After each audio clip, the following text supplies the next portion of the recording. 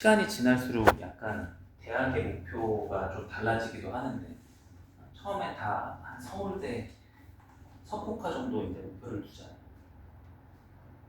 다들 이제 마음속으로 어느 대학 라인을 생각하고 있나요? 어느 정도? 아직 1학년이라 그런 구체적인 건 없나? 혹시 여기 과 진로는 어느 정도 잡아놓으신 분이 있나? 과에 대한 진로. 일단 대학은 다 갈 거죠? 그러니까 하고 다니겠죠? 있어요 혹시 과에 대한 진로? 없어요. 일단은 경쟁 위에 서자. 좋은 데로 가서. 이음학생도 마찬가지. 과는 딱 할인하세요. 간호학과. 재작년인가에 국군 간호 사관학교 그거 있죠. 그 선배 있었을 텐데. 그런 데 관심 없어요. 그냥 간호학과. 국군보다는 있어요. 없어요. 공부가 이제 힘든 이유 중에 하나죠. 뭘 해야 될지 분명 세훈한테는 잘 숨어 계시네. 아주 그냥 제 시야에서 완벽하게 숨어 아니. 있어요? 진도 잡아둔 하다가 계열이나? 있어요? 뭐예요? 부끄러워서? 뭐가 이제 진로가 뭐가 부끄러워요? 이공계 생각하시는 분 없어요? 있나? 문과 쪽에 다들? 그런 것도 없어요? 그러면 공공조직 관심 있으신 분은 없어요? 아무 생각이 없구나. 그냥 공부는 이제 성적은 좋으면 좋은 거고. 제가 뭐 간단히 알려드릴까? 제가 생각했을 때 여러분들이 목표가 물론 꿈이 있다는 게 되게 귀한 일이긴 한데 뭘 해야 될지 분명치 않으니까 노력하는 것도 어떨 때 금방금방 지치거든 사실. 맞죠? 그래서 왜 뭘 해야 되겠다는 생각이 왜 없냐? 몰라서 그런 것 같아요. 일단 제가 그래서 조금만 알려줘 볼게요. 이게 나라가 결국 우리는 대한민국이라는 국가에 속해서 살고 있는 거잖아요. 그죠? 가장 크게는 이 나라가 어떻게 돌아가는지를 한번 얘기 좀 해볼게요. 그 상권분립이라고 알아요? 배웠나? 그죠? 상권분립 배웠죠? 무슨 부가 있잖아요. 이제 입법부가 있잖아요. 입법은 어디서 해요? 국회에서 하잖아요. 그죠? 그 다음에 입법부가 있고 행정부가 있고 또 무슨 부가 있죠? 사법부가 있죠. 근데 이거는 이렇게 생각하시면 돼요. 나라를 관리하고 통치한다는 것 자체가 전문적인 일은 될 수가 없어요. 결국 사람을 통제하고 자원을 통제하는 거기 때문에 약간 이과랑은 다 멀죠. 그래서 내가 하나의 감투를 쓰고서 이 대한민국의 어떤 중추적인 기둥이 되겠다 하면은 욕심을 내볼 수가 있어요. 그래서 만약에 이제 국회는 누가 여기서 일하죠? 주요 인사들이?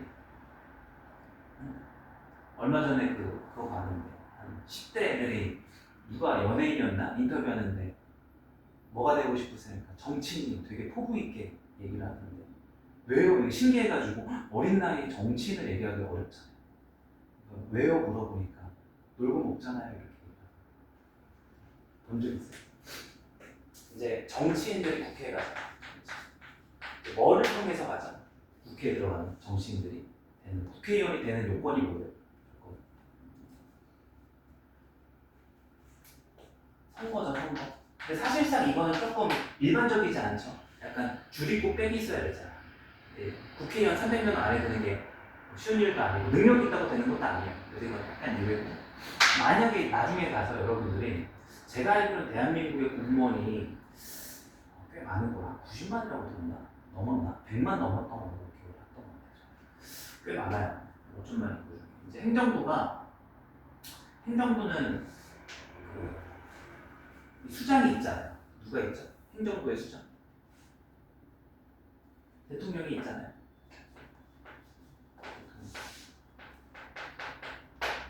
그리고 이제 이 대통령을 보좌하는 사람이 누구죠? 행정부는? 몰라서 대답 못하는 건가? 국무총리라고 있잖아요. 들어봤죠, 다들? 그리고 이제 이 대통령 혼자서 이제 하는 일이 이거잖아. 국회는 뭘 해요? 하는 일이. 대한민국에 법을 만들잖아. 입법이라고 하죠. 법을 만들어요. 그럼 행정부가 하는 일은 뭐예요?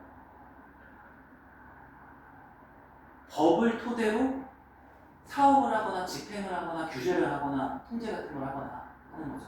그걸 집행이라고도 부르고 행정이라고도 불러요. 되게 많은 일을 하죠. 교통 경찰들도 다 행정 업무를 보는 거고 경찰도 여기 안에 속하는 거죠. 그래서 대통령 혼자 그런 일을 세상에 이 많은 일을 할 수 있어요, 없어요? 없잖아요, 그죠? 그래서 한번 또 테스트. 나중에 질문으로도 나올 수 있겠다.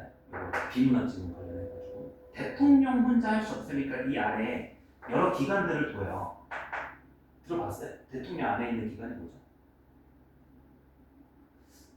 아무것도 모르시네. 부, 처, 청 이런 거 있잖아요. 지금 제가 알기로는 18개 국어에 있는 걸로 알아요. 뭐 기획재정 들어봤어요? 산업통상자원부기관. 그리고 청은 처가 뭐 있죠? 무슨 처? 뭐 있죠? 무슨 처 있죠? 인사혁신청. 안 들어봤나? 청 들어봤어요? 통계청, 기상청, 경찰청. 무슨 얘기인지 이해하죠? 그렇죠? 그래서 그런 대규모 기관들이 이 대통령 아래에 있어요. 그래서 이 부의 대빵을 뭐라고 부르는지 알아요? 야, 진짜 백지구나. 아무것도 모르네. 아는데 대답을 안 하는 건가? 이건 약간 알아두셔야 될 상식이에요. 부의 대빵을 뭐라 불러요?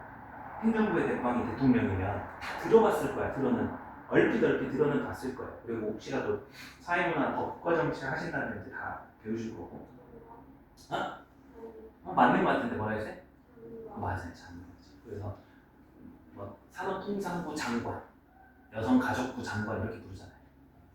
그래서 이제 이 색깔로 이렇게 하는 게 이 부를 이끄는 사람이 장관이라고 부르고, 여기는 이제 처장이라고 부르고, 여기는 이제 청장이라고 부르고, 굉장히 이제 굵직굵직한 사람들이에요. 그리고 이 분홍 색깔로 쓰는 이 사람들은 행정부지만 전부 다 선거로 뽑히는 사람들이에요.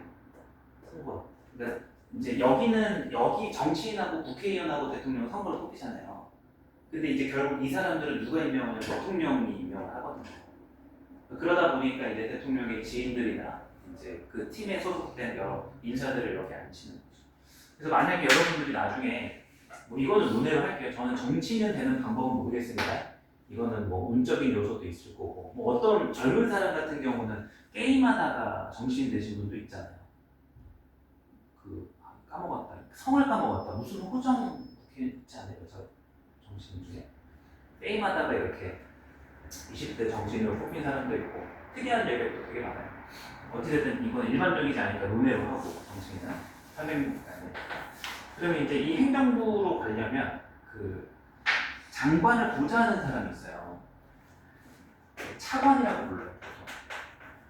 그러니까 어떻게 보면은 이제 초록색 글씨로 쓰는 요 라인이 이게 대통령이 임명을 하지만 실제 공무원들인 거죠. 여기는 이제 한 정권이 지나면 다 장관들이 교체가 되잖아요. 그러니까 선거로 인해서 사실 자리가 다 바뀌는 자리들인 거죠, 이런 것들은. 근데 한 평생을 여기 조직에 일하는 사람들도 있죠. 선생님도 포함이잖아요. 학교 선생님도 일반 공무원 중에 교육부 있잖아요. 교육부 소속 공무원들인 거죠. 그래서 이제 뭐 선생님은 좀 예외적인 공무원이니까 임용고시를 보거나 뭐 해야 되는데 이제 일반적으로는 이런 공무원 라인들은 이제 시험을 보셔야 돼요.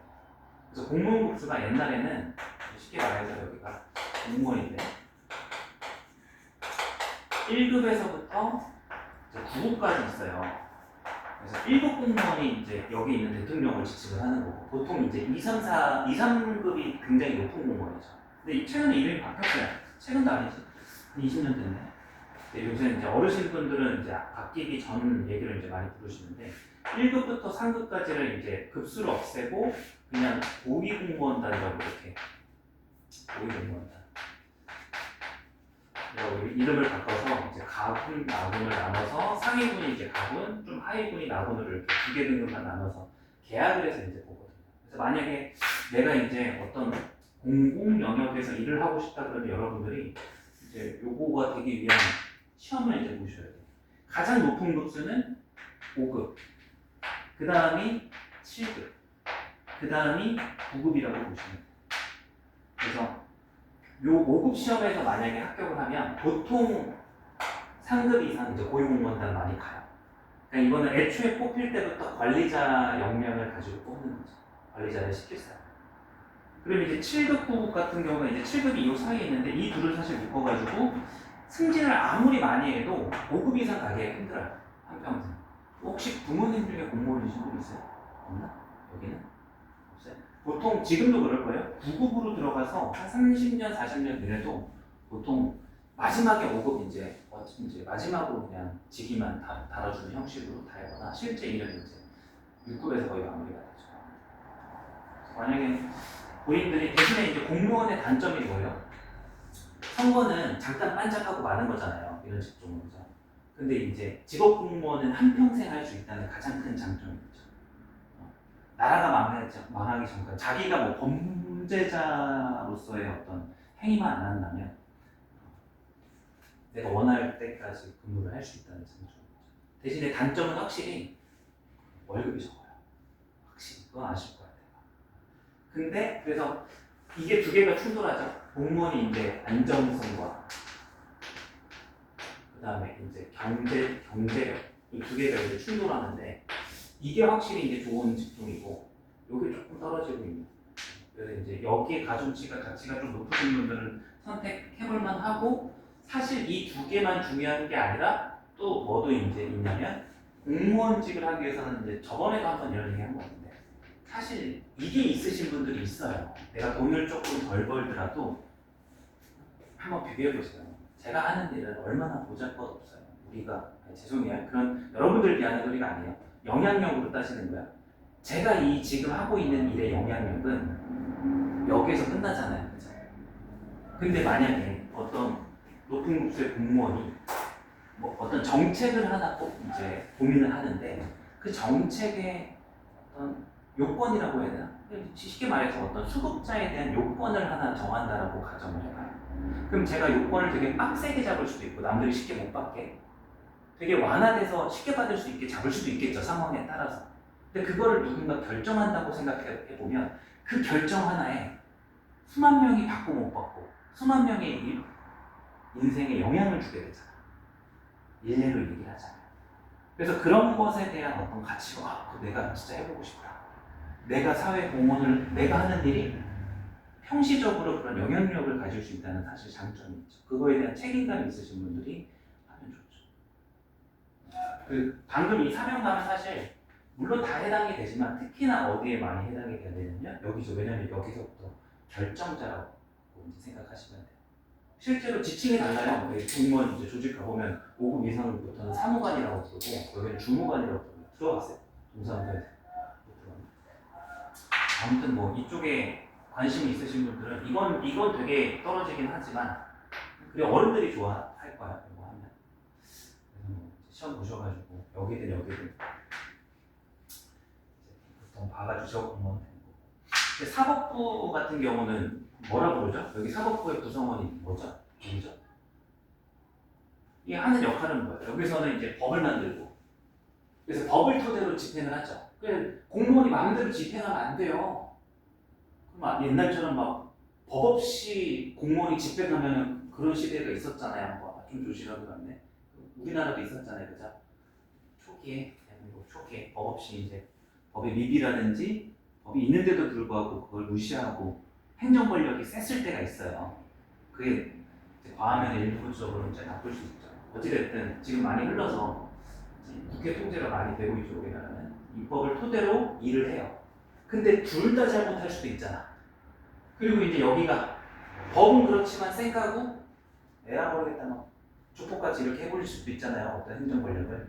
그래서 이제 국회의 잘못이나 행정부의 잘못을 견제할 수 있는 수단이 뭔 거예요? 사후적으로 불러요. 법원에 가서 이제 제소를 하는 거죠. 국민들이 됐든 서로가 됐든. 그래서 여기서 근무하시는 분도 물론 공무원이지만 여기는 이제 사실 판사죠, 판사.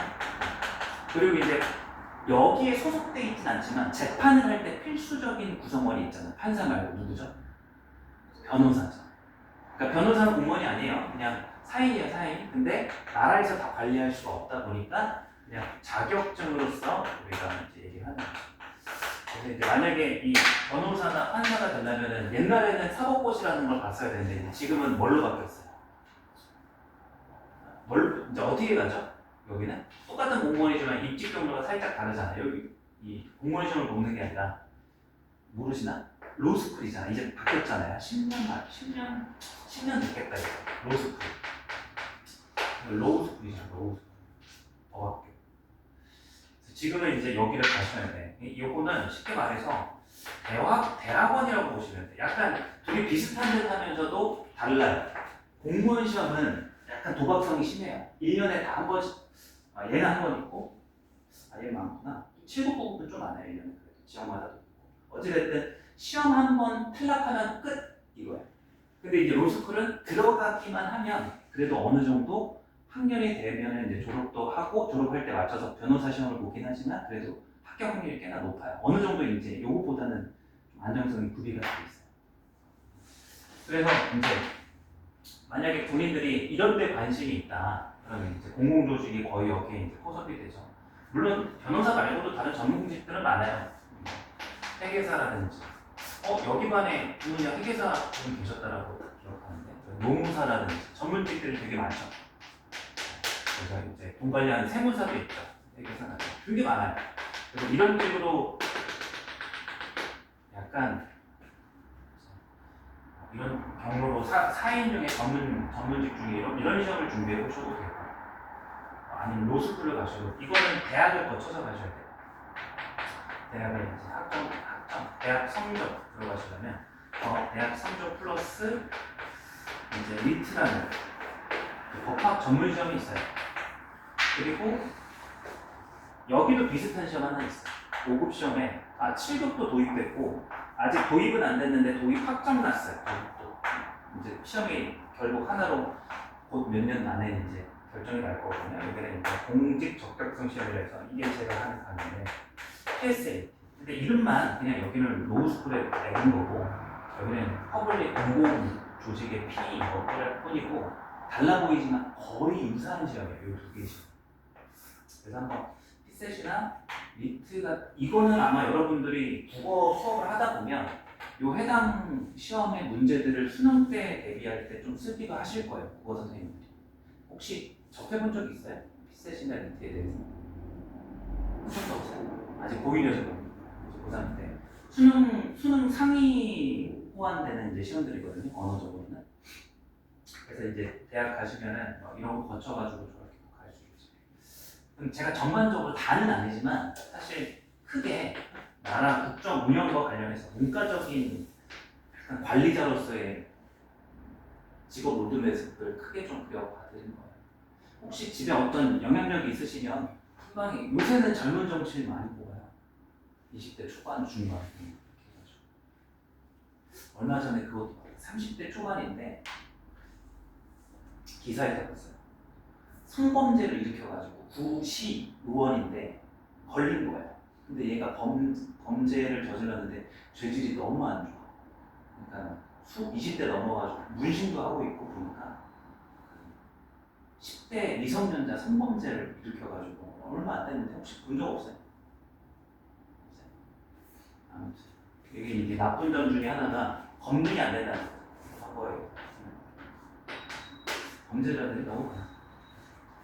그리고 이제 만약에 이제 이과적으로 하자면 저는 추천하는 거 하나 있어요. 문과는 아직 국권이에요. 이거는 100년이 지나도 200년이 지나도 이 체계는 거의 바뀌지 않을 거예요. 쉽게 말해서 행정부가 옛날에는 조선시대에 뭐였어요? 그러니까 여기를 옛날에 행정고시라고 불렀거든요. 조선시대 그게 과거 시험이거든. 아시죠? 드라마 같은 데 보면.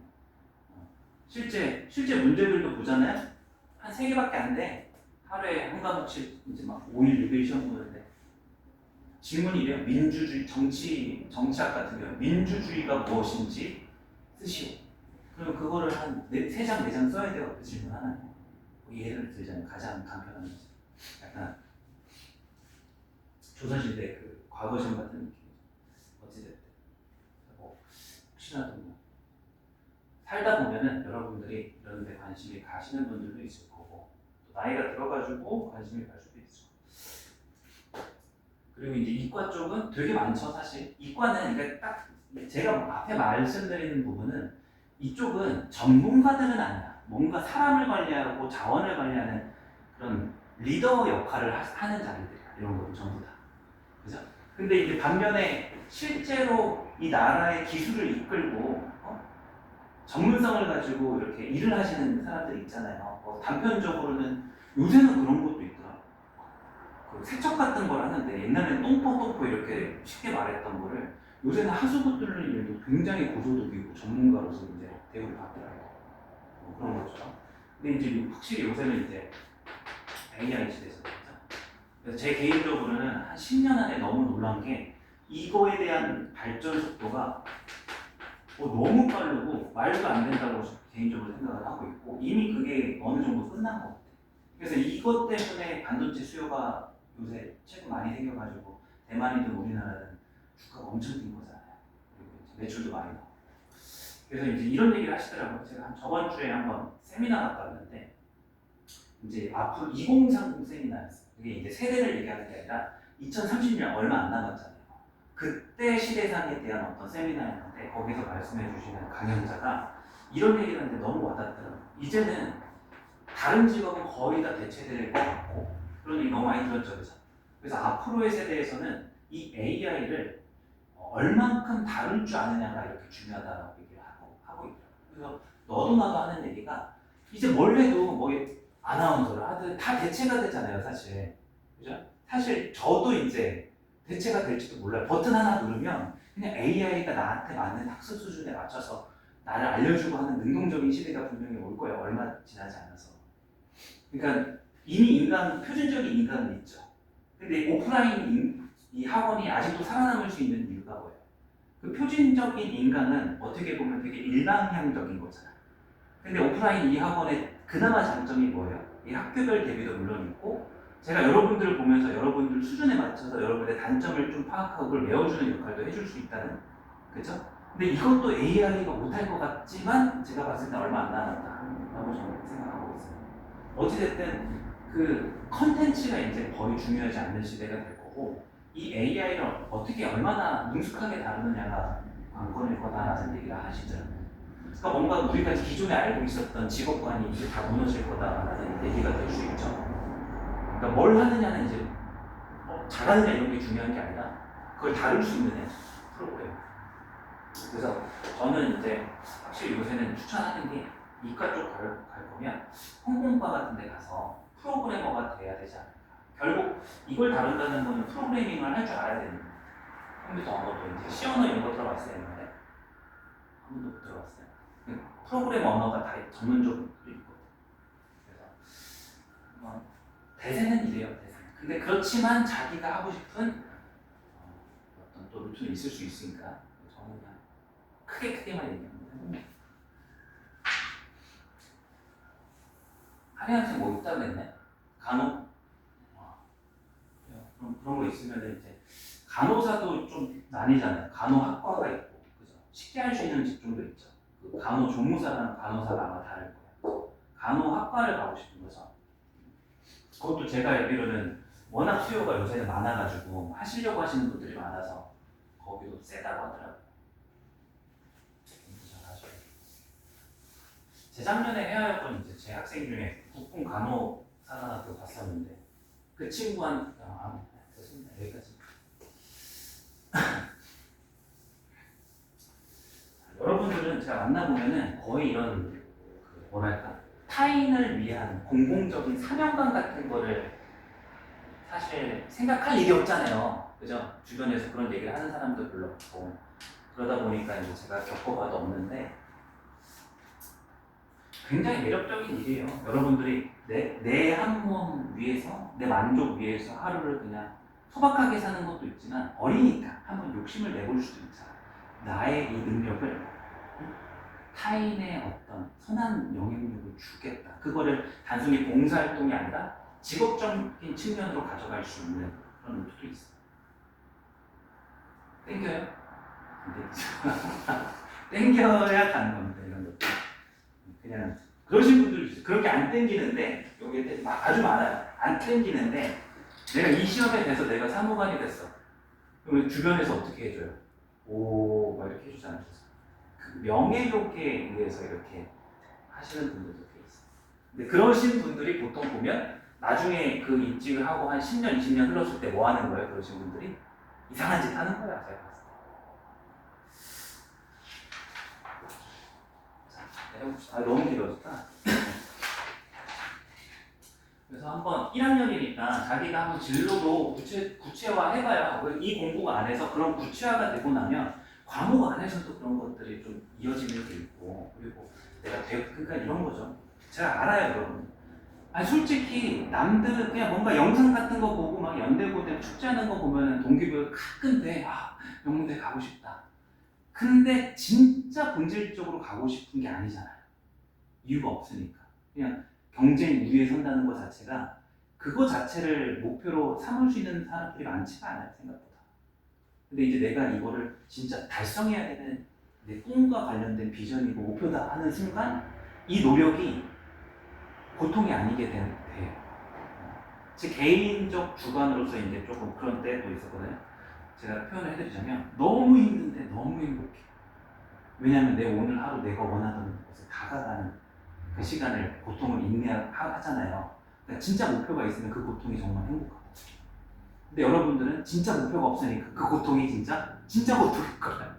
그냥 견디기 힘든. 그래서 이제 그게 하면 할수록 전신교회에 걸릴 것 같고 삶이 불행해지고 그럴 수도 있죠. 똑같은. 한번 생각해봐요. 이제 여러분들이 몇 살이죠? 만으로? 나이가. 그만할게요. 진짜. 그죠? 나오죠. 자, 이형 12번으로 가봅시다. 190번. 했죠? 자, 이제 13번으로 가봅시다. 191번. 수직인 조건을 이용하자.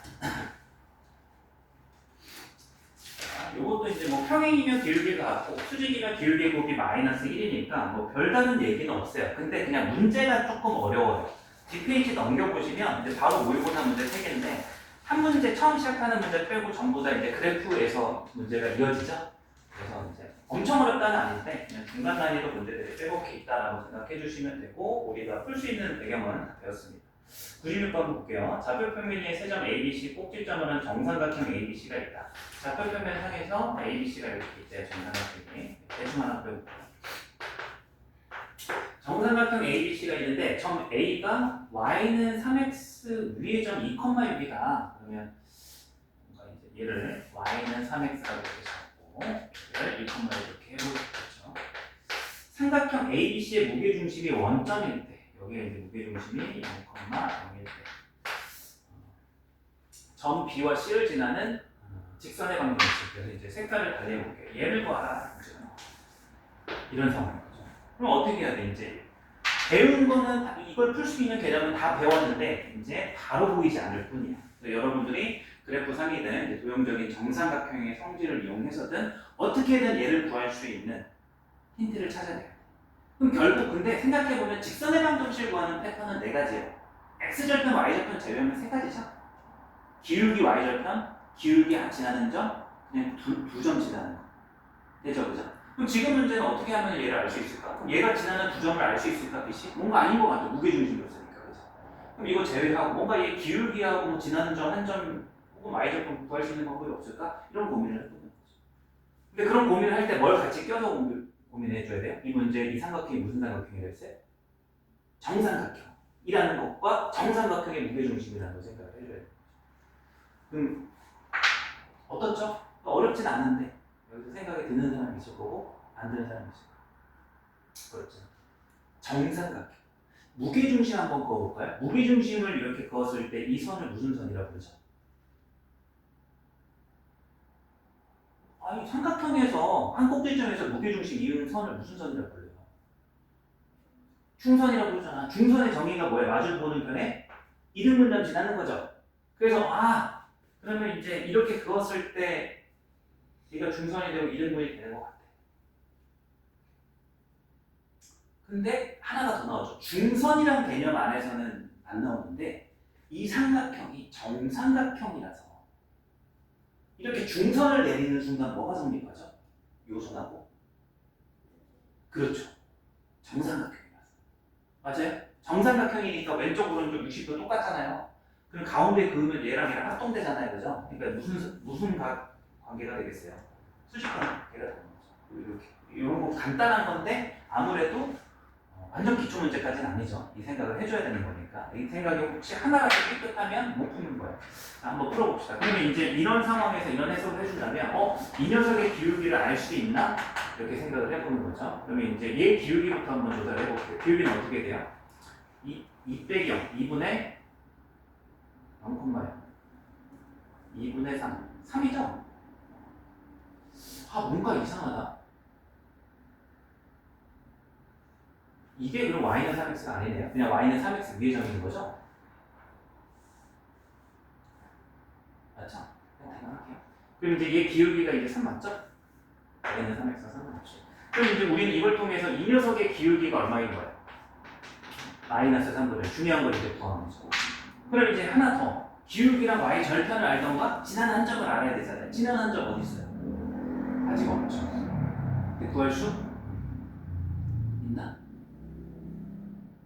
구할 수 없나? 이건 정삼각형에 의해서 수식 나온 거고요. 얘는 무게중심이라 했으니까 얘가 몇 대 몇이에요? 무게중심 성질에 의해서 2대 1인 거잖아요. 그럼 내가 알고 싶은 요 점을 여기 2대 1 내분해서 0,0 되는 점으로 이렇게 찾아도 상관없잖아요. 그래서 여기를 이제 a, b라고 하면 공식을 써도 되고 제 눈에는 이렇게 보여요. 어차피 얘가 원점이야. 제가 이제 그래프상에서 그랬으면 더 좋았을 텐데 원점이에요. 여기가 지금 2,6이죠. 그럼 여기는 이제 어떻게 될까요? 여기는 어떻게 될까요? 여기? 공식 써도 되는데 무슨 얘기냐면 좌표평면상에서 원점이 이렇게 있는 거고 이게 무게중심이래요. 이제 2,6이 A라는 점의 정삼각형의 한 꼭지점이라고 했잖아요. 이렇게. 그래서 이거를 중선을 그어가지고 이제 2대1을 이용할 건데 이 점을 생각해보면 공식을 써도 되지만 쉽게 생각해서 원점을 기준으로 부호 반대로 바뀌고 길이만 절반 되는 거 아니에요. 이해되죠? 그래서 공식을 쓰는 게 일반적이긴 해요. 근데 바로 볼 수 있다. 몇 콤마 몇이겠어요? 마이너스 1, 마이너스 3 이렇게. 확실히 어렵죠. 그래서 이제 개념이 바뀐 게 아니에요. 난이도가 바뀐 거예요. 그래프상에서 도형적인 접근, 그래프적인 접근을 이제 해줘야 되는 문제로 수직이 바뀐 것 뿐입니다. 종합해보면 이 녀석 내가 문제에서 구하고자 하는 이 직선의 기울기가 마이너스 3분의 1이고 마이너스 1, 마이너스 3을 지나는 직선을 찾으라고 했으니까 y는 마이너스 3분의 1 곱하기 x 플러스 1 가로닫고 빼기 3 요게 답이 됩니다. 근데 여기에서 계산한 건 등장하지 않잖아요. 그래프상의 도형적 접근을 잘 해주셔야 돼요. 그래서 무게중심 성질, 중선, 정삼각형 세 가지를 동시에 생각하는 거예요. 만약에 시험에 나온다면 시험 문제는 아닙니다. 여기는 98번 하나 난이도가 올라갔습니다. 자, 그 다음에 넘어가서 유형 14번으로 가서 이제 수선의 발의 좌표를 구하기. 수선의 발이 뭔지 알죠? 수직으로 내린 선을 얘기합니다. 이게 1번 문제를 보시면 XY 축에 대해서 여기가 이제 2, 여기가 이제 3, 요 점의 좌표가 A, 그리고 Y는 X 더하기 1 이렇게 있는데 문제에서 수선의 발을 요 점에서 내렸을 때 요 점을 H라고 합니다. 그랬을 때 요 H를 구하시오. 약간 되게 쉬워졌어요. 또 그냥 이제 구하는 게 수선의 발 구하는 거는 유형적으로 그냥 접근을 이렇게 하시면 되죠. 수직을 이용해서 이 녀석 기울기가 1로 주어져 있으니까 요 직선의 기울기를 금방 알 수 있죠. 얼마죠? 마이너스 1이죠. 그리고 이미 주어진 점 3,1을 지나는 거니까 이 직선을 구하는데 모든 정보가 다 주어진 거잖아요. 그렇죠? 그래서 이 분홍색 직선의 방정식에 y는 빼기 x-3의 가로닫고 플러스 2가 되는 거고 여기에서 이제 요 녀석과 요 녀석의 뭐가 h가 되는 거예요? 그렇죠? 뻔하죠, 그죠? 이거는 정해져 있는 거예요. 수선의 발 구하는 거는 지나는 점에 이제 수직 이용해서 기울기 구하고 지나는 점 이용해서 직선의 방정식 구한다는 교점. 그래서 이제 요 녀석과 요 녀석의 교점의 좌표를 마이너스 x 플러스 5가 되고 둘이 같다 세워보면 x 더하기 1은 마이너스 x 플러스 5가 성립하는 x가 2x는 4가 되는 거니까 2,8로 됩니다. 위의 점이니까 해주시면 됩니다. 수선의 발과는 더 쉬워서 한번 연습해 보시면 되고 여기 나이 적어보자. 205번 하나. 그 다음에 하나만 더. 제목에 삼각형의 수심이라고 했는데 이거 여러분들 배우나요? 수심이라는 개념을 중학교 때? 여러분들 몇 개의 심을 배웠어요? 중학교 때? 몇 심 이렇게 안 배웠나? 4심 배웠죠? 외심 배웠고 무게중심 배웠나? 그때 배우나? 맞죠? 잘못 배웠대. 3개 배웠나? 그럼 여러분 저 때는 5개, 5대심 이렇게 얘기를 했거든요. 2개가 더 있어요. 뭐가 있냐면 수심. 요거 안 배운 거 맞죠? 여러분들 수심.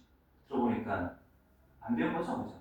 수심이 일단 뭐냐면 별로 어려운 게 아니라 어떤 일반적 삼각형이 있었을 때 자, 변의 수직이 된 분선이랑 착각하지 마세요. 변에서 긋는 게 아니라 꼭지점에서 마주보는 변의 수직인 선분을 수선이라고 해요. 그리고 마찬가지로 여기점에서 마주보는 변의 수직인 선분 내려오면 이렇게 수선 내릴 수 있겠죠. 수선들의 교점이다라고 생각해 주시면 됩니다. 어렵지 않죠? 그럼 이건 되게 쉬워요. 구하는 게 이미 세 꼭지점이 있다면 지나는 점을 주고 시작했을 거 아니에요, 그죠? 그럼 이거 구한다 그러면은 B하고 C의 기울기를 통해서 기울기 곱이 마이너스 1 되는 기울기만 찾아내면 끝나는 거죠.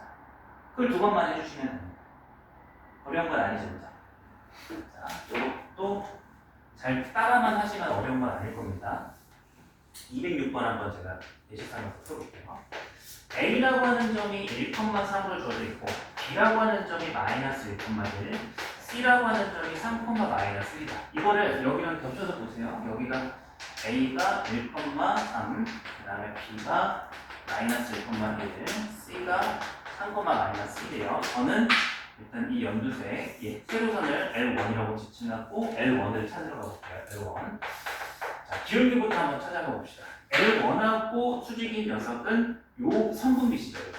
선분 BC의 기울기. 이 녀석의 수직인 선분 BC의 기울기가 3 빼기 빼기 1이니까 4분의 빼기 1 빼기 1이니까 마이너스 2. 마이너스 2분의 1이죠. 마이너스 2분의 1. 그러면 이걸 토대로 이 녀석의 기울기를 알 수 있죠. 수직이니까 얘 기울기는 얼마겠어요? 2겠죠. 그죠? 그리고 지나는 점은 끝났어. 이미 이 선은 A를 지나는 거잖아요. 1,3을. 여기가 x-1 플러스 3 이렇게 작성을 해주시면 됩니다. 자, 비슷하게 아까 그었던 거 색깔을 바꿔서 이렇게 그어볼게요. 이제 요 수선을 L2라고 하고 L2를 또 찾아가 보면 이제 기울기를 구하려면 L2하고 수직인 녀석이 선분 AC잖아요. 그래서 먼저 선분 AC의 기울기를 가지고 이 녀석의 기울기를 아셔야죠. AC의 기울기라고 하는 건 3 빼기 1분의 빼기 1 빼기 3 2분의 빼기 2죠. 마이너스 2죠. 마이너스. 그러면 이 녀석의 기울기는 곱해서 마이너스 1이 돼야 되니까 2분의 1이 될 거고 얘도 지나는 점이 더 있죠. L2가 B를 마이너스 1,1을 지나니까 x 플러스 1 플러스 1 이렇게 써주시면 되고 최종적으로는 이 둘의 교점이 이제 수심이 되는 거예요. 그래서 문제에서는 수심이란 용어보다도 수선들의 교점을 구하셔 뭐 이렇게 표현을 할 거예요. 여러분들 아마 수심을 중학교 때 안 배웠을 테니까. 그래서 이제 그 영광을 풀어서 마무리 교점 찾는 거는 제가 이제 나눠서 여러분들한테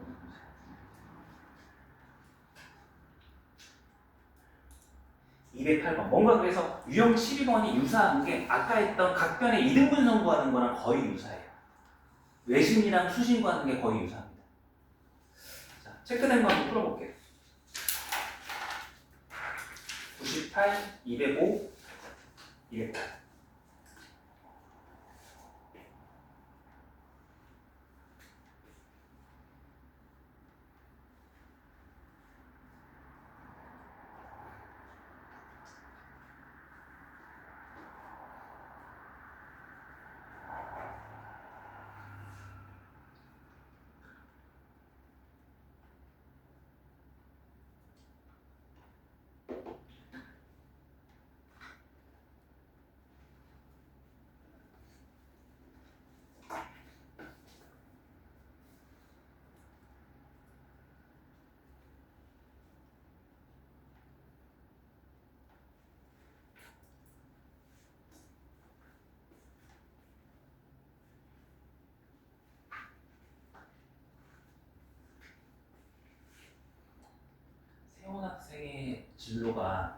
공부보다는 예체능 쪽이에요 혹시?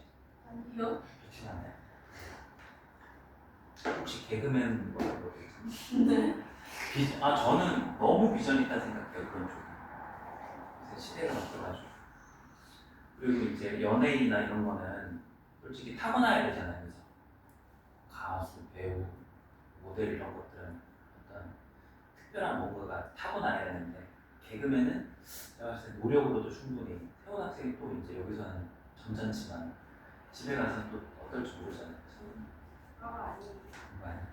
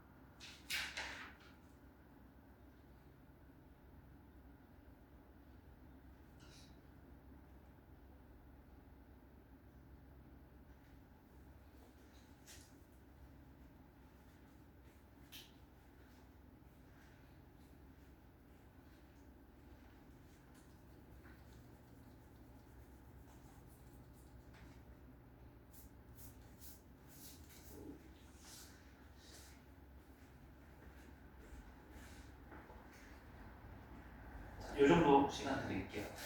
98번에 10, 205번에 2번, 208번에 2, 12번 2. 뭐 어려운 게 있어요? 얘기해보세요. 같이 풀어보고 싶은 문제. 괜찮아? 없다는 거죠? 괜찮아요? 마지막 거 막혀서 안 막혔어? 찍어서 그게 원하는 게 찍어서 맞추면 어때? 마지막 거 98번 다 하셨나 보다. 이거 그렇게 안 어렵나요? 98번은 그거를 확인하고 하셔야 돼. 그 L하고 이게 마름모라 했으니까 AC하고 BD가 무슨 관계가 되는 거야? 수직인 관계가 되는 거죠. 그죠? 그래서 이건 어렵지 않구나. 그냥 바로 N이 구해지네. 2루트 40일 되는 N이 나오고 이제 수직 이용하면 마지막 거는 208번 빠르게. 이게 어려운 문제는 아닌데 혹시라도 뭐가 막혔을 수도 있어요. 이게 그림을 그래서 잘 그리시는 게 도움이 돼요. 여기에 x-y 플러스 4는 0 있잖아요. 내리지 마시고 y는 x 플러스 4 정확하게 좀 그리시는 걸 추천드립니다. 그리시는 분들은 기울기가 1이고 y절편이 4인 직선 하나 이렇게 그어주시고요. 그 다음에 2x 플러스 y 플러스 4는 마이너스 4는 또한 y는 마이너스 2x 플러스 4. 그래서 기울기가 마이너스 2이고 y절편이 동일하게 4가 되는 이러한 직선이 되는 거고 마지막에 y는 0이니까 이렇게. 그래서 세 개의 직선이 색깔을 바꿔보면 요 직선, 요 직선, 이제 요 직선에 대해서 뭘 구하라? 수선을 구하라. 그럼 일반적으로는 이 각각의 교점들을 구해가지고 거기에서 수선을 내려가지고 이렇게 푸시는 거예요. 그래서 일반적으로 교점이 필요하겠죠. 근데 제가 그려보라고 한 이유 y는 0이란 세 번째 직선 때문에 x축의 평행한 직선이 한 변이 되다 보니까 수선 하나가 너무 쉽죠.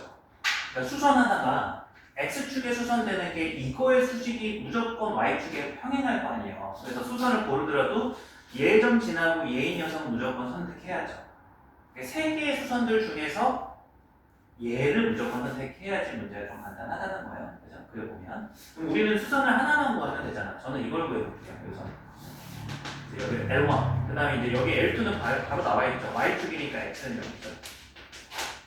그래서 이제 요점을 찾을 거라서 얘는 기울기가 1인 요 직선하고 그 다음에 x축과의 절편인 거니까 얘 x절편이 마사잖아요. 이제 여기 마사 컴마이라고 이렇게 해주시고 그리고 이제 이 직선 어디였죠? 기울기가 마이너스 2인 직선하고 이제 수직이 되는 걸 원하는 거죠. 그래서 L1이라고 하는 녀석은 y는 얘 기울기가 마이너스 2니까 얘가 2분의 1이 돼야지 수직이 될 거 아니에요? 그리고 요점 지나는 거니까 x 플러스 4 이렇게 되는 거죠. 그러면 이제 요게 수선이 구해진 거고 얘 둘이 얘가 이제 얘는 눈으로 구해졌잖아요. 그죠? 교점 찾아주시면 그래서 x에 0 넣어서 y값 찾아주시면 여기 교점이 나오죠. 그래서 일반적으로는 처음 제가 206번 풀었을 때 세 꼭지점이 있으니까 바로 수직 지나는 점 가지고 구한 거고 그죠? 근데 얘는 직선밖에 없으니까 꼭지점을 구하러 가셔야 돼. 좀 더 복잡해지는 거죠. 근데 지금은 그려보니까 좀 간단한 구석이 있었다. 수선 내용이 너무 많았어요. 잘 정리해보시고 다음 주제로 한번 넘어봅시다. 요 하얀 학생 좀 걱정되는 부분이 있다. 한번 잘 들어봐요. 지금 이제 직선의 방정식에서의 관련 개념 중에 세 번째 개념을 넘어가 볼게요. 제목은 두 직선분이 교점을 지나는 직선이다. 그래서 요거를 다른 말로 이제 k 값에 무관하게 이제 정점을 교점. 그래서 L1이라는 직선을 제가 인위적으로 ax 더하기 by 더하기 cn역 이렇게 설정해보고 두 번째 직선 L2를 a'(x) 더하기 b'(y) 플러스 c' 이렇게 인위적으로 잡았을 때 이 두 개를 가지고 이런 식으로 만들 수 있어요. ax 더하기 by 플러스 c 가로막고 플러스 k 곱하기 a'(x) 더하기 b'(y) 플러스 c'은 그래서 이제 이렇게 식을 만들게 되면 요 세 번째 직선을 L3라 할게요. 요 L3라는 직선은 요 L1과 L2의 교점을 항상 지나는 직선의 방정식이 돼요. 요거 어때요? 기억 안 나죠? 기억나요 이거? 조금 나는 것 같아요. 이게 이게 이제 우리도 다시 한번 간단히만 설명 다시 할게요. 그러니까 이 L1과 L2를 임의적으로 제가 이렇게 그려봤다면 이 둘의 교점이 일반적으로 있을 거예요. 제가 그거를 x1, y1이라고 해볼게요. 그러면 교점이기 때문에 이 x1, y1을 여기다 넣으면 얘가 0이 돼요. 참이죠, 지나니까. 여기다 넣어도 참이 되죠. 그죠? 근데 이렇게 식을 섰을 때 그럼 x1, y1을 여기다 넣고 여기다 넣으면은 얘네 다 얼마가 되는 거야? 여기 위의 점이니까 다 얘에 의해서 0이 되는 거 아니에요? 그럼 k와 무관하게 좌변이 얼마가 되는 거예요? x1, y1을 xy에다 넣으면 0. 그러면 우변이랑 같아지니까 얘 L3 또한 이 점을 무조건 지나게 되는 구조가 되는 거죠. 식의 구조가. 그거 다들 기억하실 거예요. 그죠? 근데 해석하는 것까지 마무리 지어볼게요. 그러면 이 L3라고 하는 녀석은 어떤 미지수가 제가 걸려있냐면 K라는 미지수를 이렇게 걸어놨으니까 얘는 이 점을 지나는 직선인 건 알겠는데 K가 정해지기 전까지 이 직선이 정해져야 안 정해져요? 안 정해지는 거예요. K가 1, 2, 3 더 다양한 값을 가질 때마다 이 교점을 지나는 무수히 많은 직선이 이렇게 된다는 거죠. 이미지, 직관적으로도. 괜찮죠? 그러면 이제 이 녀석이 만약에 첫 번째 K가 0이 되는 순간 어떻게 되죠? K가 0이 되면 이 오른쪽이 싹 사라져요. 그러면서 이 L3는 그냥 얘만 남죠, 좌변이. 결국 L3가 L1과 어떻게 되는 거야? 같아질 수 있는 거죠, 특별하게. 그래서 이제 K가 0이면 L3라고 하는 이 교점을 지나는 직선이 L1과 이렇게 같아져요. 하지만 어떠한 K에 대해서도 L3는 뭐가 될 수가 없어요. L2는 될 수 없어요. 제가 L2 자리에 K를 이렇게 곱하기로 붙여놓다 보니까 이 제가 칼로 지칭하는 이 전체의 식이 얘와 같아지기 위해서는 얘가 사라져야 되는데 K에 무엇을 넣더라도 얘가 사라질 수가 없어요. 그래서 별건 아니지만 여기 문제로 나오기 때문에 꼼꼼하게 아셔야 되는 거죠. 이해되시나요? 무슨 말인지? 자, 그래서 이제 L3는 절대 뭐는 될 수 없다? L2는 될 수 없다. K를 제가 여기다 붙여서 그렇지. K를 만약에 여기 붙였으면 반대가 됐겠죠. 자, 교점을 지나는 직선의 개념적인 건 이거고 이제 문제 풀이할 것도 있고 해석할 것도 있는데 먼저 유형 16번부터 한번 가볼게요. 이런 꼴로 식이 나오면 지나는 점을 잘 밝혀줘야 되는 문제가 있습니다. k-1 곱하기 x 마이너스 k-2 곱하기 y 마이너스 2k 플러스 5는 0이 실수 k 값에 관계없이 항상 지나는 점을 필요로 하자. 그럼 이제 얘를 k가 있는 것과 없는 것을 묶어서 써보면 마이너스 x, 이제 k가 없는 거 먼저 쓰고 있어요. 마이너스 플러스 2y로 바뀌죠. 그 다음에 플러스 5는 k가 없는 거 따로 k가 있는 걸 묶어서 k 묶었으면 여기는 kx, 여기는 x죠. 그 다음에 마이너스 ky, 마이너스 y, 마이너스 2k니까 마이너스 2는 0 이렇게 이제 정리할 수 있죠. 그럼 얘를 우리가 이제 저거의 해석에 의하면 얘가 0이 되는 직선 L1과 얘가 0이 되는 직선 L2의 어딜 무조건 지나게 된다? 교점을 지나게 된다 이렇게 해석을 할 수 있다는 거죠. 그래서 이제 그 교점을 찾으러 식을 써보면 마이너스 얘를 마이너스 x 플러스 2y 플러스 5는 0 x 마이너스 y 마이너스 2는 0 연방을 푸시면 교점을 찾을 수 있죠.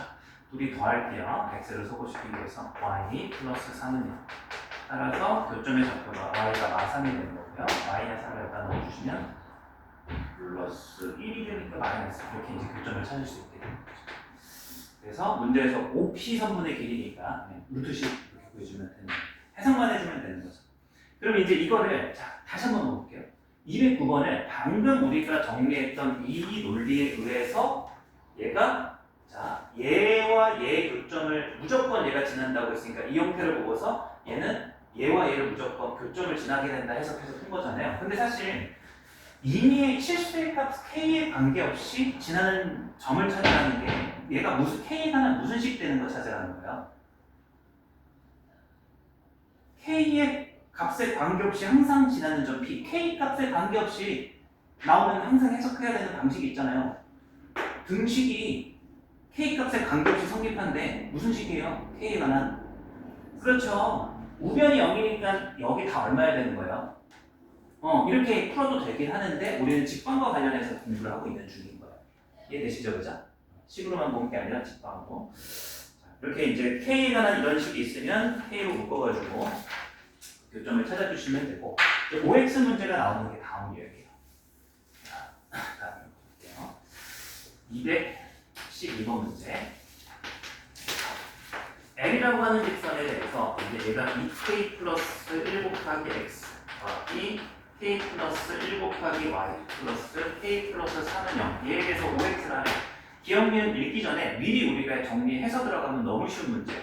자, k가 없는 거 x, y, 3 k가 있는 거는 k로 묶어서 2kx니까 2x ky니까 플러스 y, k니까 플러스 1은 0. 자, 그럼 얘에 대해서 해석해 봅시다. 얘는 요게 0이 되는 요 직선과 얘가 0이 되는 요 직선의 교점을 지나는 직선인 거예요. 동의하시죠? k가 0일 때는 특별히 어떤 직선이 될 수 있어요? 요 직선이 될 수 있어요. 하지만 어떠한 k에 대해서도 어떤 직선은 될 수가 없어요? 얘는 될 수가 없어요. 이 전체의 식이. 됐죠? 읽어볼게요. 기억번. 직선 L은 k 값에 관계없이 항상 2,-5를 지난다. 교점으로 푸는 거죠? 교점 한번 찾아볼게요. 바로 둘이 뭐 하시면 되죠? 이제 뺄게요. 여기 식에서 요거를 빼면 마이너스 x 플러스 2는 0이니까 x는 2가 나오고 2 들어가면 5니까 마이너스 5. 그래서 교점 항상 지는 2,-5죠. 그래서 기억번이 교점을 물어본 거였고 니은 k가 마이너스 1이면 그 이제 기억이 이제 핵심적인 내용이고 얘는 직접 넣어보라 이거죠. 마이너스 1을 여기다 넣어보라. 그러면 x 빼기 2x니까 마이너스 x, y 빼기 y니까 y는 사라지고 3 빼기 맞죠. 마이너스 3 빼기 1이니까 플러스 2는 그래서 얘가 직선의 방정식이 x는 2라는 뭐에 평행한 직선의 방정식 형태예요. x는 k꼴이 y축에 평행한 거 맞죠, 그죠? 자, 그리고 딕은 직선 L은 기울기가 마이너스 2인 직선이 될 수 없다. 그 얘기가 이거죠. 얘가 못 되는, 이제 K가 0이면 얘만 남아서 얘가 될 수 있는데 어떤 K에 대해서도 얘는 될 수가 없다고요.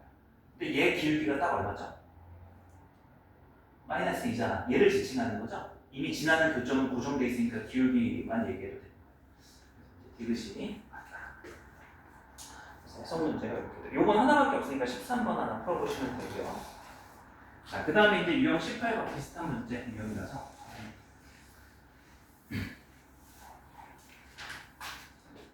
이렇게 개념적인 문제들로 풀 때에는 확실히 난이도가 낮아요. 그래서 오히려 개념을 확 벗어나서 응용됐을 때 어려워지는 거지. 자, 215번 2x 플러스 y 마이너스 4는 0과 x-y 플러스 1은 0의 교점과 어딜 지나는데요? 마이너스 1,1을 지나는 직방을 구하래요. 그럼 여러분들이 이 교점을 직접 연방 풀어서 찾아도 되는데 의도는 그렇게 풀라는 게 아니에요. 그렇게 풀 수도 있어요. 하지만 미지수가 들어갔을 때 난이도가 어려워지면 그렇게 푸실 수가 없을 때가 있어요. 그래서 이렇게 적는 거죠. 이렇게 적는 순간 얘는 교점이 뭔지 몰라도 교점을 지나는 방정식이 되는 거예요. 그러면 그 교점을 지나면서 동시에 마이너스 1,1을 지나기 원하니까 마지막으로 뭘 하시면 돼요? 대입해서. 그래서 교점을 구하고 구하는 방식이 있고 중2 때처럼 여기서는 교점을 구하지 않고 구하는 방식으로 가시는 걸 추천드립니다. 그래서 마이너스 1을 넣어보시면 마이너스 2 플러스 1 마이너스 4 플러스 k 여기는 마이너스 1 마이너스 1 더하기 1이죠. 그럼 정리하면 마이너스 k 마이너스 5는 0이니까 k 값은 얼마가 되는 거야? 마이너스 5. 그래서 여기다가 마이너스 5를 넣어주시면 돼요. 그래서 따라서 내가 구하는 녀석은 마이너스 5를 넣었을 때 마이너스 3x y 여기 플러스 5y 되죠. 6y 마이너스 4에 마이너스 5니까 마이너스 9는 6. 조금 정리한다면 마상으로 나눠서 마이너스 2y 플러스 3은 6 이렇게 적어주시면 되겠죠. 그래서 이제 딱 꼴이 똑같죠. 문제에서 이 식이 ax 마이너스 2y 플러스 b는 0일 때 a는 1이고 b는 3이죠. 왜 그래?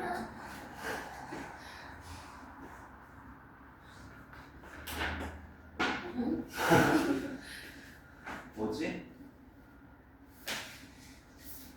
뛴다.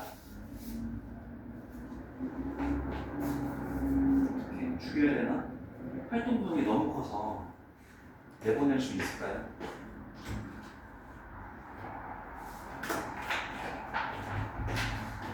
저쪽 반으로 끄고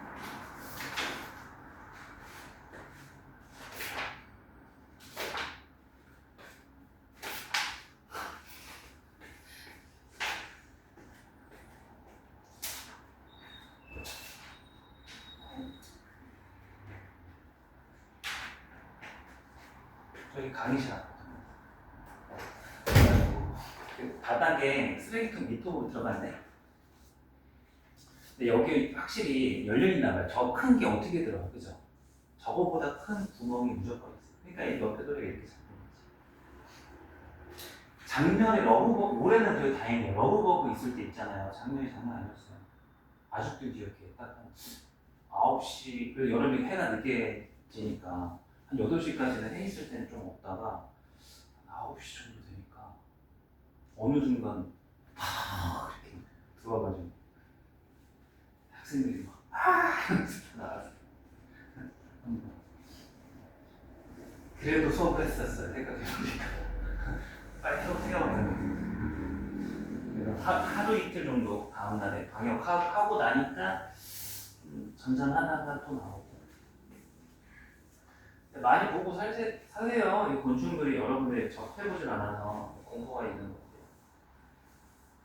무해하잖아요. 그죠? 여러분들 여기 앉았다. 아, 얘네가 무서워하지, 여러분들. 여러분들 왜 무서워? 저는 어렸을 때 얘기했나? 시골에 살아가지고 할머니 밑에서 오래 살았거든요. 저는 다 먹어봤어요. 개구리 구이, 메뚜기 구이 뭐 이런 거. 아, 해주세요. 아직도 기억나는 거는 제일 특이했던 거. 자고 있는데 뭔가 푸드득 거리는 거예요, 할머니 집에서. 근데 할머니 와 왔다 갔다 해요. 근데 되게 막 웃으시면서 야 이제 뭐라 그러죠 그거를 땡 잡았다 이렇게 표현하셨던 것 같아요.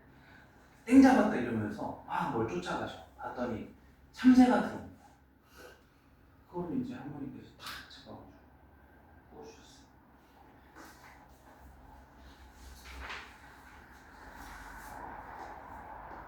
어렸을 때 또 워낙에 이제 시골에 있다 보니까 농사를 다들 짓잖아요. 아침마다 할머니가 없어요. 아주 아기 때 얘기예요. 제가 기억하는 초등학교 들어가기 전에. 그럼 이제 어린 나이에 엄마도 없고 할머니도 물론 엄마 있어요. 근데 할머니 밑에 이제 오래 있었어요. 짧은 시기에. 할머니가 없으니까 불안하잖아요. 아침 6시 되기 전에 해는 떠는데. 그럼 이제 어린 나이에 불안하니까 할머니를 찾으러 가는 것도 못 같아. 할머니 이제 하루 종일 농사 지을 때 저희 옆에서 냇가에서 막 친구들이랑 이제 물놀이하고 메뚜기 이런 거 잡아서 막 하고. 요새는 그런 삶이 없죠, 그죠? 제가 거의 마지막 세대였던 것 같아요. 그러고 나서 저는 이제 서울 초등학교 한 3학년 이후로는 할머니 집을 안 갔던 것 같은데 확실히 이제 콘크리트만 보고 다니까 우리 곤충을 확실히 무서워해요. 뭐죠? 어디까지 했죠? 제가? 까먹었다.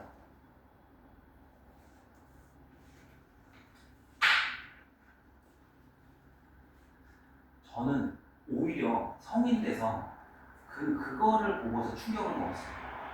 대하구 있죠. 소금구 있잖아요. 새우 대하 소금구이. 근데 그거를 그냥 대접해주면 좋은데 이게 얼마 안 된 얘기야. 10년 정도밖에 안 됐어. 근데 약간 쇼맨식으로 그 살아있는 대하를 이제 담아서 불을 바로 그 자리에서 켜는 거야. 그럼 팍 그러잖아요. 평소에 대하를 너무 잘 먹었는데 그거를 눈으로 목격하니까 뭔가 엄청난 충격을 받은 거예요. 근데 지금은 먹어요. 그날은 못 먹어서 충격받아가지고. 이거 접해본 적 없어요? 다 죽어있는 것만 먹고. 그게 정상인데 약간 맛집 쇼맨십 이래가지고 아직도 좀 왕십리 쪽에 대하구이 먹는 제 기준으로 너무 충격이에요. 쟤를 어떻게 먹어? 이거 맞나? 이거 풀었죠? 215 풀었고. 그래서 지칭을 해줘야 되죠. 자, 219번 하나 여러분들이 풀어보시면 되고 넘어가야 되나? 하나밖에 없어서 하나만 더 할게요.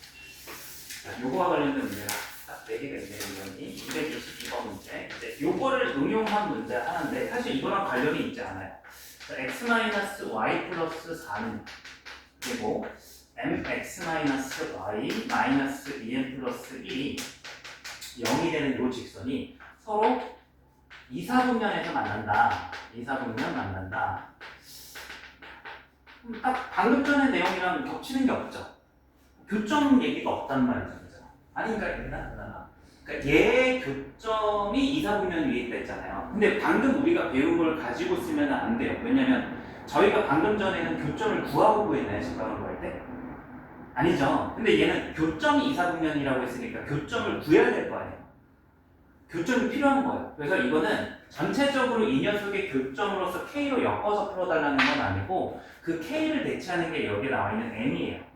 그러니까 K를 많이 쓸 뿐이지 이렇게 미지수가 하나 들어가 있을 때 지나는 점을 항상 잘 찾아달라 이거예요. 그래서 여기서는 조금 변형이 돼서 이 해석을 이 두 개로 해달라는 게 아니라 얘만 해달라 이거예요. 얘만. 그래서 얘를 보고서 Y나 붙여볼게요. Y나 붙여서 M으로 묶어주시면 X-2의 플러스 이렇게 볼 수 있단 말이죠. 그럼 얘가 M의 값에 상관없이 항상 지나는 점이 어디예요? 얘가 M의 값에 상관없이 항상 지나는 점. M에 관한 항등식이 되는 XY 2,1이죠. 그리고 우리 처음에 한 거잖아. 이거 나오면 무조건 2,1 지나는 거 해석해야 된다고. 그거네요. 그래서 이제 얘는 얘를 보고서 2,1을 지나는 직선이다. 이렇게 해석을 해달라는 건데 방금 점이랑 조금 다르죠. 비슷하죠. 그래서 오히려 이 문제는 사분면 문제들이 이제 나오게 되면 요 문제만 사분면이 나와서 그렇죠. 이 얘기를 좀 해야 돼요. 자, 사분면 나오면 어떻게 풀어간다 이런 거 기억나세요? 과학 때도 한번 해드렸는데 사분면 조건의 해석 방법은 거의 정해져 있어요. 뭐죠? 절편이죠. 그래서 주로 y절편이고 필요하면 x절편을 쓸 때도 있습니다. 자, 그래서 그래프를 그려볼게요. 여기 확정적으로 얘를 y는 y만 넘겨서 x 플러스 4 기울기가 1이고 y절편이 4가 되는 이런 직선이 되는 거예요. 그리고 보라색으로 얘를 그려보면 이제 기울기는 뭔지 모르지만 얘가 2,1이니까 요 점 무조건 요 2,1을 지나는 직선 됐죠? 그러면 이제 이 조건에 맞게 그림을 그려보면 이사분면에서 만난다 했으니까 이런 느낌의 직선이면 문제 조건을 만족하는 그림이 되는 거예요. 근데 이게 하나는 아니잖아. 이사분면이 너무 넓으니까 그죠? 그래서 그 경계를 찾아줘야 되는데 그 경계가 항상 어떻게 관련이 돼 있다? y절편, x절편과 관련돼 있다. 이렇게 되는 직선보다 기울기가 어때야 되고 완만해야 되고 이렇게 되는 직선의 기울기보다는 어떻게 돼야 되고 완만해야 되겠죠. 그죠? 자, 그럼 얘 기울기부터 찾을게요. 그럼 기울기가 얼마야? 2,1과 0,4를 지나는 직선의 기울기는 2가무수할 때 3 증가하니까 기울기가 마이너스 얼마? 2분의 3이 되는 거죠. 얘 기울기는 어떻게 돼요? 마이너스 4,0에서 2,1 지나는 직선은 6 증가할 때 1 증가하는 거니까 6분의 1이 되는 거야. 그럼 이사분면에서 교점이 생기려면 이 기울기가 잘 들어요. 양수일 때 기울기 6분의 1보다 완만해야 되니까 작아요, 커요? 작아야 되는 거예요. 기울기가 양수일 때는 완만할수록 기울기가 작아져요. 가팔를수록 기울기가 커져요. 그렇죠? 그 다음에 이제 음수일 때 기울기 마이너스 2분의 3보다는 완만해야 되는데 그럼 기울기가 마이너스 2분의 3보다 어때야 돼요? 커야 돼요. 음수에선 완만해질수록 커져요. 그래서 헷갈리면 안 돼. 이거 방학 때도 이런 문제 한 두세 개인가 있었어요.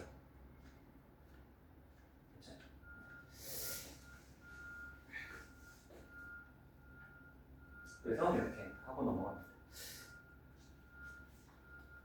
결국 이제 유형 19번은 다른 이 사분면 조건은 이 문제 한정된 조건인 거고 요거 해석을 이렇게 해달라 이거 이미 여기와 관련 없이 해석하는 거를 제가 강조를 했기 때문에 특별히 앞하고 이어지진 않아요.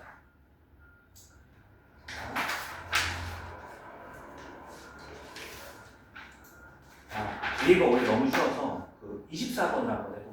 이렇게 가봅시다.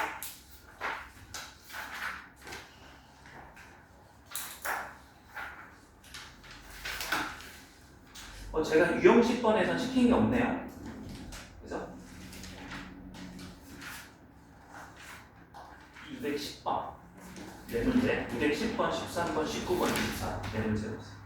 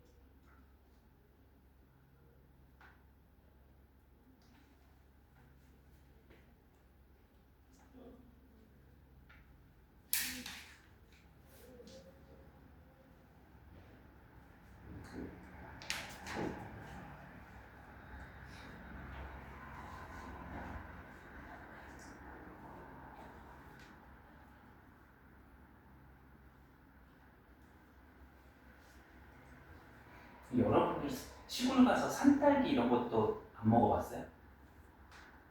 아주 작은 알갱이로 이루어진 딸기 같은 건데 한 번도 접해본 적 없어요? 그건 아직도 먹을 수 있을 거예요. 없어요?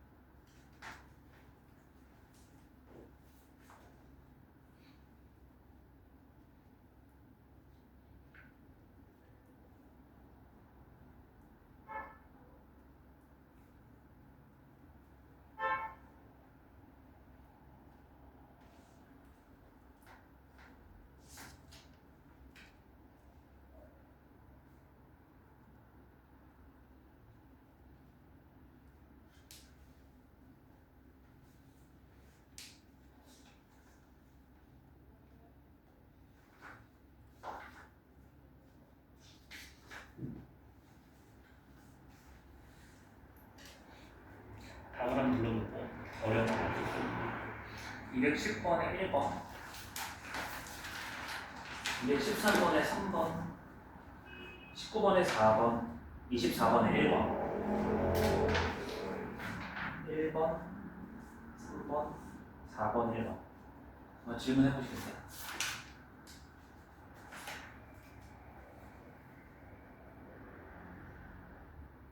막힌 거 없어요? 마지막 거. 오늘 진도는 요거까지만 합시다. 테스트를 봐야 되니까. 오늘은 좀 딴소리 하느라 시간을 좀 써가지고 진도를 생각보다 좀 못 나왔어요.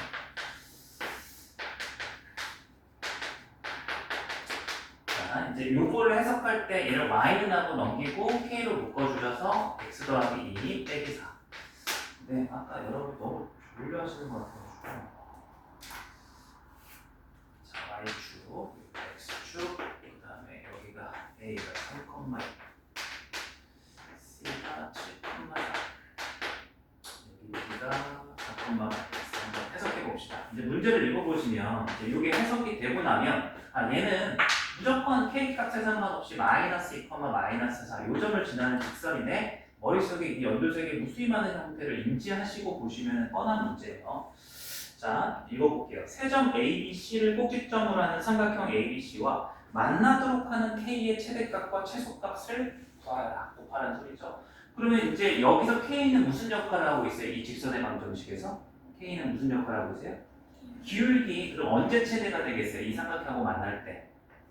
여기가 마지막으로 만나는 기울기 가장 가파른 최대값이겠죠. 언제 최소가 되겠어요? 이때가 최소가 되겠죠. 그죠? 그러면 이제 여기 점의 좌표가 마이너스 2, 마사로 고정되어 있으니까 기울기만 찾아가 보면 이제 마이너스 2, 마사에서 3,6 요 기울기를 찾아볼게요. 그러면 마이너스 2에서 3, 5 증가할 때 마사에서 6, 10 증가하죠. 2. 자, x가 6 증가할 때 y는 2 증가하죠. 여기 기울기는 얼마예요? 6 증가할 때 2니까 3분의 1. 그래서 최대값이 최소값 3분의 1. 그래서 직방 문제도 이제 그래프 문제들은 그 눈으로 이렇게 푸는 문제들이 많아요. 식으로만 작성해서 풀려고 하면 이런 쉬운 문제도 안 풀리는 거죠. 그래프를 잘 적용해서 보셔야 됩니다. 오늘 진도는 여기까지만 하고요. 테스트 조금 텀을 넣어봅시다. 15분에 이제 3분 뒤에 볼 거고 몇 분에 강의 좀 비었는지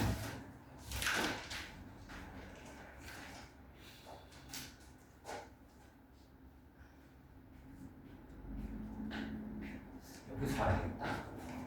강의실 사용하고